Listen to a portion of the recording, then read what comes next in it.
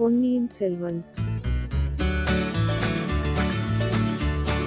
முதலாம் பாகம் 44ஆம் அத்தியாயம். எல்லாம் அவள் வேலை. மாமல்லபுரத்து மகா சிற்பிகளின் பரம்பரையில் தோன்றிய சிற்பக் கலைஞர் ஒருவர் இப்போது முன் வந்தார். புதிய முறையில் கருங்கற்றளி அமைப்பதற்கு அவருடைய மனோதர்ம கற்பனைப்படி சிறிய பொம்மை கோயில் ஒன்று அவர் செய்து கொண்டு வந்திருந்தார். அதை இப்போது மகாராணியிடம் காட்டினார். அதை பார்த்து மகாராணி மிகவும் வியந்தார். ஆழ்வார்க்கடியானுக்கு அருகில் நின்றவரை பார்த்து, பட்டரே, இந்த ஆலய அமைப்பு எவ்வளவு சிறப்பாயிருக்கிறது பார்த்தீர்களா? தமிழகத்திலுள்ள முக்கியமான சிவஸ்தலங்களிலெல்லாம் இம்மாதிரி புதுமுறையில் ஆலயம் எடுப்பிக்க வேண்டும் என்று என்னுடைய உள்ளத்தில் ஆவல் பொங்குகிறது என்று சொன்னார். தாயே, தங்கள் விருப்பம் நிறைவேறுவதில் தடை என்ன இருக்கிறது? தேவார பதிகப் பாடல் பெற்ற சிவஸ்தலங்களில் இம்மாதிரி கற்றளிகள் எடுப்பிக்கலாம். இந்த ஆலய அமைப்பை பார்த்தவுடனே இது பாடல் பெற்ற ஸ்தலம் என்பதை ஜனங்கள் உணர்ந்து கொள்வார்கள் என்று சொன்னார் ஈசான சிவபட்டர். ஆம் ஆம், அப்பர் பெருமானும் ஞானசம்பந்தரும் சுந்தரமூர்த்தியும் பாடிய பதிகங்களை எல்லாம் சேகரிக்க வேண்டும். அவர்களுடைய பாதங்கள் பட்டு புனிதமாகி அவர்களுடைய பாடல்களினால் தெய்வீகமடைந்த ஸ்தலங்களில் எல்லாம் இம்மாதிரி வானளாவிய விமான கோபுரங்களுடன் கற்றளிகளை எடுக்க வேண்டும். இந்த இரண்டும்தான் என் மனோரதங்கள். இவை நிறைவேறுமா என்று அடிக்கடி ஐயம் உண்டாகிறது. என்னுடைய நாயகர் மட்டும் மேற்கு திசை சென்று அகாலத்தில் இறைவன் திருவடிகளைச் சேராதிருந்தால், அன்னும் சில காலம் ஜீவித்திருந்தால், என் மனோரதங்கள் எல்லாம் நிறைவேறியிருக்கும். இப்போது மட்டும் என்ன குறைவு? தாயே, தாங்கள் நினைத்ததை நினைத்தபடி நிறைவேற்றித் தர வேண்டும் என்று சக்கரவர்த்தி கட்டளை பிறப்பித்திருக்கிறார் அல்லவா? அவருடைய புதல்வர்கள் இருவரும் தங்கள் மனத்தில் நினைப்பதற்கு முன்னாலேயே தங்களுக்கு இது விருப்பமாயிருக்கும் என்று ஊகித்தறிந்து அதை நிறைவேற்றச் சித்தமாயிருக்கிறார்கள். அப்படியிருக்கும்போது இருந்தாலும் என் மனத்தில் இப்போது அவ்வளவு உற்சாகம் இல்லை. ஏதேதோ கேள்விப்படுகிறேன். நான் செய்யும் கோவில் திருப்பணியினால் அரசாங்க பொக்கிஷம் காலியாகி விடுகிறதென்று சிலர் குறைபடுகிறார்களாம். சிவனுக்கு இவ்வளவு ஆலயங்கள் என்னத்திற்கு என்று கேட்கிறார்களாம். மற்றவர்கள் கேட்பதைப் பற்றி எனக்கு கவலையில்லை. காஞ்சியில் உள்ள இளவரசர் கூட இவ்விதம் பெரிய பிராட்டியார் சொல்லிய போது ஆழ்வார்க்கடியான் ஓர் அடி முன்னால் வந்து நின்று, தாயே, அந்த மாதிரி கேட்பவர்களில் அடியேனும் ஒருவன் என்றான். மகாராணி அவனைச் சற்று வியப்புடன் பார்த்தார். மற்றவர்கள் இது என்ன விபரீதம் என்ற முகபாவத்துடன் ஆழ்வார்க்கடியானை உற்று நோக்கினார்கள். ஆழ்வார்க்கடியான் மேலும் தொடர்ந்து ஆத்திரம் ததும்பிய குரலில், அன்னையே, என் வயிறு கொதிக்கிறதே. இந்த மாதிரி அநியாயம் உண்டா? தர்ம தேவதையின் அவதாரமாக விளங்கும் தாங்கள் இந்த அநீதிக்கு இடம் கொடுக்கலாமா என்று அலறினான். திருமலையப்பனுக்கு பக்கத்தில் நின்ற ஈசான சிவபட்டர், மகாராணி, என் சகோதரன் இப்படித்தான் ஏதாவது உளறுவான். திடீரென்று அவனுக்கு வெறி வந்துவிடும். தயவு செய்து மன்னித்து அருள வேண்டும் என்றார். அக்காலத்தில் சைவர்களும் வைஷ்ணவர்களும் தனித்தனி சாதியாக பிரிந்திருக்கவில்லை. ஒரே குடும்பத்தில் சைவப் பற்றுள்ளவர்களும் வீர வைஷ்ணவர்களும் இருப்பார்கள். ஒரே பட்டர் சிவன் கோவிலிலும் திருமால் கோவிலிலும் பூஜா கைங்கரியம் செய்வார். ஈசான சிவபட்டர் அத்தகைய பரந்த நோக்கம் கொண்டவர். திருமலையப்பன் அவருடைய ஒன்றுவிட்ட சகோதரன். இருவரும் பரஸ்பரம் மிக்க அன்பு கொண்டவர்கள். ஆகவே தம்பியின் பதற்றமான பேச்சுக்காக ஈசான சிவபட்டர் மகாராணியிடம் மன்னிப்பு கோரினார். தேவி புன்னகை புரிந்து, திருமலை, சற்று அமைதியாக பேசு. இப்போது என்ன அநியாயம் நடந்து விட்டது என்று கேட்டார். அம்மா, பேயாண்டியும் கையில் கபாலம் ஏந்தி பிச்சை எடுத்து பிழைப்பவனுமாகிய சிவனுக்கு எத்தனை ஆலயங்கள், எத்தனை மாடக் கோயில்கள், எத்தனை கற்றளிகள்! உலகத்தை எல்லாம் காத்து ரட்சிக்கும் விஷ்ணு மூர்த்திக்கு ஒரு திருக்கோயில் கூட கிடையாதா? ஒரு பழைய கோயிலை திருப்பணியாவது செய்யக்கூடாதா என்று திருமலையப்பன் ஓலமிட்டான். அம்மா, அகில புவனமும் உய்ய ஆனந்த நடனமாடும் பெருமானுக்கு அரங்கமும் அம்பலமும் சிற்றபையும் பொற்சபையும் மாடக் கோயிலும் மதில் சூழ்ந்த மாளிகையும் வேண்டும். ஓயாமல் தூங்குகிற திருமாலுக்கு ஒரு சிறிய இடம் போதாதா? தீபம் இல்லாத இருட்டறைதானே அவருக்கு வேண்டும். மாடக் கோயில்களும் கற்றளிகளும் என்னத்திற்கு என்றார் ஈசான சிவபட்டர். அண்ணா, ஓயாமல் தூங்கும் பெருமாள்தான் உலகளந்த பெருமாள், மகாபலியை பாதாளத்தில் அழுத்திய பெருமாள் என்றான் ஆழ்வார்க்கடியான். அப்படிப்பட்ட உலகளந்த பெருமாள் எங்கள் சிவபெருமானுடைய பாதார விந்தங்களை தரிசிப்பதற்கு தோண்டி பாதாளம் வரையில் சென்றும் எம்பெருமான் பாதங்களை கண்டுபிடிக்க முடியவில்லை என்றார் ஈசான சிவபட்டர். உங்கள் சிவன் அவ்வளவு பெரியவராயிருந்தால் அவருக்கு கோயில் எதற்கு என்றுதான் கேட்கிறேன். கோயிலுக்குள் வரும்போது அவர் தலை இடித்து கோயில் இடிந்து விழுந்து விடுமே என்று சொன்னான் ஆழ்வார்க்கடியான். மழவரையர் திருமகள் இதை கேட்டுச் சிரித்துக் கொண்டே, உங்கள் சண்டையை கொஞ்சம் நிறுத்துங்கள் திருமலை, நீ சொல்வது என்ன? பெருமாளுக்கு கோயில் கட்டக்கூடாது என்று யார் சொன்னது? எந்த ஊர் விண்ணகரத்தை புதுப்பிக்க வேண்டும் என்கிறாய்? அதை நல்ல முறையில் சொல்லுவதுதானே என்றார். அம்மணி, தங்களுடைய மாமனார் 3 உலகும் கீர்த்தி பெற்ற பராந்தக சக்கரவர்த்தி. அவருடைய பட்டப்பெயரால் விளங்கும் வீரநாராயணபுரத்துக்கு போயிருந்தேன். அங்கே வீரநாராயண பெருமாள் அல்லும் பகலும் தூங்காமல் கண் மூடாமல் மாகடல் போன்ற வீரநாராயண ஏரியை காத்து அருள் புரிந்து வருகிறார். அத்தகைய பெருமானுடைய கோயிலில் செங்கல் சுவர்கள் இடிந்து விழுந்து வருகின்றன. கோயில் இடிந்தால் ஏரி கரையும் இடிந்து 100 ஊர்கள் பாழாகிவிடும். வீரநாராயண பெருமாளின் கோயிலை கற்றளியாக்கி திருப்பணி செய்ய வேண்டும் என்றான். ஆகட்டும், செய்வோம். அதை பற்றி விவரமாக என்னிடம் சொல். இவர்கள் எல்லாரும் இப்போது போகட்டும் என்று சோழகுலம் மூதாட்டி கூறினார். அந்த குறிப்பை உணர்ந்து ஈசான சிவபட்டர் உள்பட அனைவரும் ஒய்யேறிச் சென்றார்கள். உடனே செம்பியன் மாதேவி குரலை தாழ்த்திக் கொண்டு, திருமலை, யாத்திரையில் எங்கெங்கே போயிருந்தாய்? என்னென்ன பார்த்தாய்? என்னென்ன கேள்விப்பட்டாய்? விவரமாய்ச் சொல்லு. ஏதோ முக்கியமான விஷயம் கொண்டு வந்திருக்கிறாய். அதனால் தான் அப்படி குறுக்கிட்டு பேசினாய் இல்லையா என்று அண்ணார். ஆம் தாயே, முக்கியமான விஷயம் பல கொண்டு வந்திருக்கிறேன். ஆயினும் தங்கள் திருவுள்ளத்தை நோக்கி காத்திருப்பேன். ஆனால் காஞ்சியில் உள்ள இளவரசரை பற்றி ஏதோ சொல்லத் தொடங்கினீர்கள்.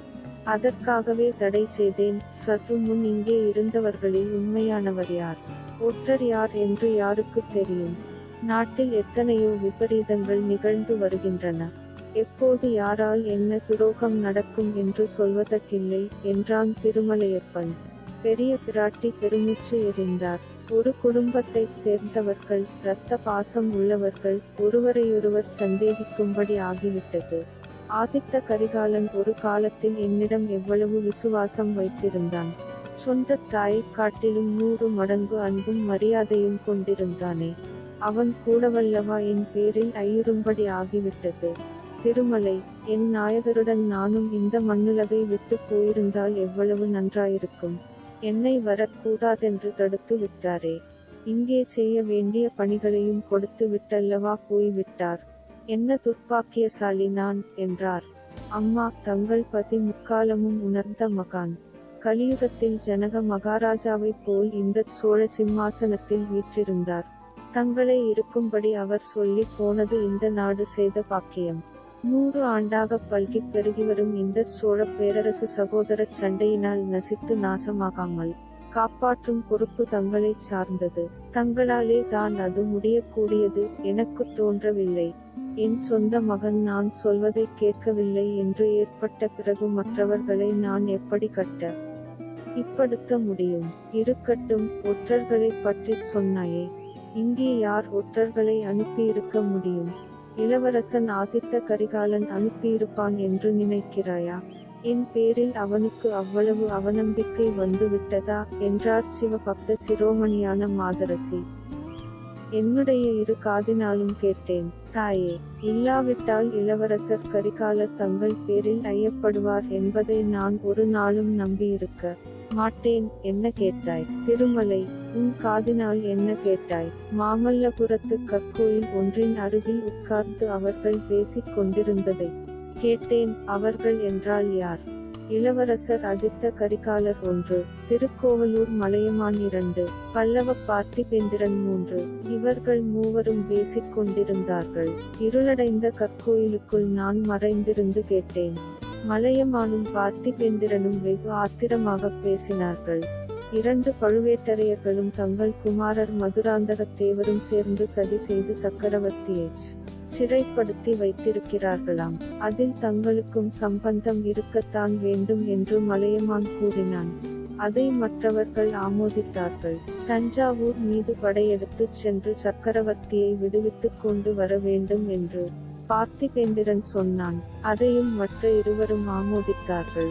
ஆனால் சக்கரவர்த்தியை சண்டையின்றி காஞ்சிபுரத்துக்கு கொண்டு வர இன்னும் ஒரு முயற்சி செய்து பார்க்க வேண்டும் என்று இளவரசர் கூறினார்.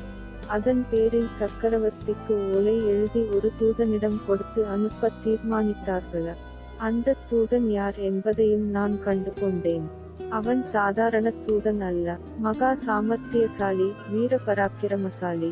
தூதன் வேலையோடு ஒற்றன் வேலையையும் செய்யக்கூடியவன். அவனுடன் நான் பேச்சு கொடுத்து பார்த்தேன். நான் தட்டியில் நுழைந்தால் அவன் கோலத்துக்குள் நுழைய பார்த்தான். அவன் ஒன்றுமே தெரியப்படுத்தாமல் என்னிடமிருந்து பல விஷயங்களை கிரகிக்க பார்த்தான். குடந்தை ஜோதிடர் அவனிடம் தமது கைவரிசையை காட்டினார். அதுவும் பலிக்கவில்லை. பிறகு அவன் தஞ்சாவூருக்குச் சென்று சக்கரவர்த்தியிடம் ஓலையை கொடுத்து விட்டான் என்று கேள்விப்படுகிறேன். அப்புறம் என்ன நடந்தது? அதற்கு சக்கரவர்த்தி என்ன மறுமொழி சொன்னாராம்? மறுநாளைக்கு விடை எழுதித் தருவதாகச் சொன்னாராம். அதற்குள் அவன் பேரில் பழுவேட்டரையர்களுக்கு ஏதோ சந்தேகம் வந்து விட்டது. அவர்களுடைய கட்டுக்காவல்களையெல்லாம் மீறிக்கொண்டு அவன் எப்படியோ தப்பித்துச் சென்று விட்டானாம். அப்படியானால் அவன் மிகச் சாமர்த்தியசாலிதான், சந்தேகமில்லை. அப்புறம் நீ என்ன செய்தாய்? காஞ்சிபுரத்திலிருந்து கிளம்பிய பின் நேரே இங்கு வருவதற்காகவே புறப்பட்டேன். வழியில் வீரநாராயணபுரத்தில் பெருமாளை தரிசிக்கத் தங்கினேன். தங்கிய இடத்தில் பெருமாள் அருளினால் ஒரு பெரிய இரகசியத்தை அறியும்படி நேர்ந்தது. அது என்ன? இன்னும் ஒரு இரகசியமா? ஆம் தாயே. கடம்பூர் சம்புவரையர் மாளிகையில் அன்று இரவு ஒரு பெரிய விருந்து என்று தெரிந்தது. அந்த விருந்துக்கு பெரிய பழுவேட்டரையர் வந்தார். அவருடன் இளையராணியின் பல்லக்கும் வந்தது. திருமலை எல்லாம் அவளுடைய செயல்தான். இந்த சோழ நாட்டுக்கு இப்போது நேர்ந்திருக்கும் ஆபத்து அந்த பெண்ணால் ஏற்பட்டதுதான். அவளை நீ சந்தித்து பேச முடிந்ததா? முடியவில்லை அம்மா, முடியவில்லை. தங்கள் கட்டளையின் பேரில் அந்த பெண் பாம்பை என் சகோதரியாக பாவித்து எத்தனை வருஷம் வளர்த்தேன். எங்கெல்லாம் தேடி அலைந்து பிரபந்த பாசுரங்களை கற்றுக்கொண்டு வந்து அவளுக்கு கற்பித்தேன். அதையெல்லாம் நினைத்து பார்த்தால் என் நெஞ்சம் கொதிக்கிறது. பெரிய பழுவேட்டரையரின் ராணியான பிறகு அவள் என்னை பார்க்க கூட மறுக்கிறாள். அதற்காக வருத்தப்பட்டு என்ன பயன்? இந்த உலகத்து மனிதர்களின் காரியங்கள் இப்படித்தான். நினைப்பது ஒன்றும் நடப்பது ஒன்றுமாக முடிகிறது. அப்புறம் கடம்பூரில் நடந்தது என்ன? பல்லக்கிலே வந்தவள் நந்தினிதான் என்று எண்ணிக்கொண்டு எப்படியாவது அவளை சந்திப்பது அல்லது ஓலை எழுதி அனுப்பியாவது எச்சரிக்கை செய்வது என்ற உத்தேசத்துடன் கடம்பூருக்கு சென்றேன். பெரும் அபாயத்துக்கு துணிந்து கடம்பூர் மாளிகையின் சுவர் ஏறி குதித்தேன். அப்போது தான் அந்த அதிசயமான மர்ம ரகசியம் தெரிய வந்தது. திருமலை, உன் வழக்கமே இப்படித்தான். மேலும் மேலும் ஆவலை கிளப்புவாயே தவிர செய்தியைச் சொல்ல மாட்டாய். அது என்ன அப்படிப்பட்ட அதிசயமான மர்ம ரகசியம்? மன்னிக்க வேண்டும் தாயே, அதைச் சொல்லுவதற்கே தயக்கமாயிருக்கிறது. மூடு பல்லக்கில் இருந்தது பழுவூர் இளையராணி அல்ல. பழுவேட்டரையர் தாம் போகுமிடமெல்லாம் இளையராணியை அழைத்து கொண்டு போகிறார் என்று நாம் எல்லாரும் எண்ணிக்கொண்டிருந்தோமே. அது பெரிய தவறு. பழுவேட்டரையர் பின் யாரை மூடுபல்லக்கில் வைத்து அழைத்து போகிறார்? அந்த கிழவரின் பெண் சபலத்துக்கு அளவே இல்லையா? மூடு பல்லக்கில் இருந்தது ஸ்திரீ அல்ல தாயே. ஸ்திரீ இல்லை என்றால் எந்த ஆண்மகன் அப்படி மூடுபல்லக்கில் மறைந்து கொண்டு வருவான்? மன்னிக்க வேண்டும் அம்மா. மூடுபல்லக்கில் மறைந்து வந்தது தங்களுடைய திருக்குமாரர் மதுராந்தகத்தேவர்தான். செம்பியன் மாதேவி சிறிது நேரம் திகைத்து நின்று விட்டார். கடவுளே, நான் செய்த குற்றத்துக்கு இவ்வளவு பெரிய தண்டனையா என்று தமது வாய்க்குள்ளே சொல்லிக் கொண்டார். பிறகு ஆழ்வார்க்கடியான் சம்புவரையர் மாளிகையில் அர்த்த ராத்திரியில் நடந்த சதி கூட்டத்தை பற்றி சொன்னான். அதை கேட்டு அம்மாதரசி அடைந்த மனத்துயரை சொல்லி முடியாது. ஐயோ என் மகனே, உன்னை சிவ ஞானச் செல்வனாக வளர்க்க முயன்றேனே, அதன் பயன இது? சோழர் பெருங்குலத்துக்கு உன்னால் இத்தகைய அபகீர்த்தியா நேர வேண்டும்? சோழப் பேரரசுக்கு இத்தகைய பெருந்தீங்கு உன்னாலேயா ஏற்பட வேண்டும் என்று புலம்பினார். பின்னர் திருமலை, மறுபடியும் என்னை பார்த்துவிட்டு போ. அதற்குள் குந்தவையிடம் பேசி இந்த பெரும் விபத்தை எப்படி தடுக்கலாம் என்று யோசித்துச் சொல்லுகிறேன் என்றார். தாயே, இளவரசியிடம் கூட தாங்கள் இதை பற்றி பேசாமல் இருப்பது நல்லது. ஏன்? அவளைப் பற்றி கூட ஐயப்படுகிறாயா என்ன? அது இயற்கைதானே அம்மா. ஆதித்த கரிகாலரின் அருமை சகோதரிதானே அவர், அதனால் என்ன? திருமலை, சூரியன் மேற்கில் உதயமாகி கிழக்கே அஸ்தமித்தது என்று நீ சொன்னாலும் நம்புவேன். சிவபெருமானைக் காட்டிலும் திருமால் பெரிய தெய்வம் என்று நீ சாதிப்பதை நம்பினாலும் நம்புவேன். ஆனால் குந்தவையின் பேரில் குற்றம் சொன்னால் நம்ப மாட்டேன். அவள் பிறந்த அன்றைக்கு அரண்மனை மருத்துவச்சி எடுத்து வந்து குழந்தையை என் இரு கரங்களிலும் கொடுத்தாள். அன்று முதலாவது நானே அவளை வளர்த்து வந்தேன். என் வயிற்றில் பிறந்த மகனைக் காட்டிலும் அருமையாக வளர்த்து வந்தேன். அவளும் என்னையே பெற்ற தாயாகவும் தகப்பனாகவும் எண்ணி இன்று வரை அன்பும் மரியாதையும் செலுத்தி வருகிறாள். அம்மா, ஒன்று கேட்கிறேன். குந்தவை தேவி குடந்தை சோதிடரிடம் சென்று வந்ததைப் பற்றி தங்களிடம் சொன்னாரா? இல்லை. அதனால் என்ன? ஜோசியர் வீட்டில் வானர்குலத்து வாலிபன் ஒருவனை பார்த்தது பற்றியும் மறுபடி அவனை அரிசிலாற்றங்கரையில் சந்தித்தது பற்றியும் சொன்னாரா? இல்லை. இதெல்லாம் என்ன கேள்வி? இப்படிக் கேட்பதில் உன் கருத்து என்ன? தங்களிடம் சொல்லக் கூடாத ரகசியம் ஒன்று இளவரசி வைத்திருக்கிறார் என்பதுதான். நான் குறிப்பிட்ட அந்த வாலிபன்தான் ஆதித்த கரிகாலரின் தூதன். ஒற்றன் என்று சொன்னாலும் தவறாகாது திருமலை. அதெல்லாம் எப்படியாவது இருக்கட்டும். என்னிடம் குந்தவை ஏதேனும் ஒன்றைச் சொல்லவில்லை என்றால் அதற்குத் தக்க காரணம் இருக்கும். அவளிடம் சந்தேகப்படுவதைக் காட்டிலும் என் பிராணனையே விட்டு விடுவேன் என்றார் சிவஞான கண்டராதித்தரின் பட்ட மகிழ்ச்சி. ஐயையோ, அப்படி ஒன்றும் நேர வேண்டாம். தங்களுடைய நம்பிக்கையே மெய்யாகட்டும். இளவரசி என்னிடம் ஏதோ கேட்பதற்காக வரச் சொல்லியிருக்கிறார். தாங்கள் பார்க்க விரும்புவதாக நானே தெரிவித்து விடுகிறேன் என்றான் ஆழ்வார்க்கடியான்.